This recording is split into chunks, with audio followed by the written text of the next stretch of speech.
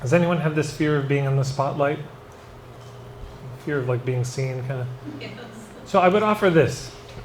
This is not the whole solution. This isn't even really a solution, but just a thought, a seed to plant. Part of the concern around being in the spotlight comes from the focus on us being in the spotlight.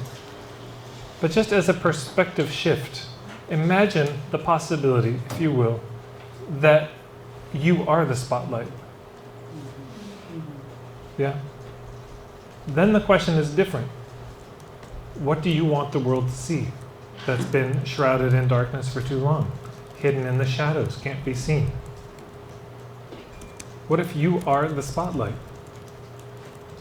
I'm not saying that there's not reasons to be concerned about being in the spotlight. That's true too. But that doesn't negate also that you can be a spotlight. And if you're going to put your focus somewhere, that's where I'd put it. Not the obsessing about, oh, am I going to be seen?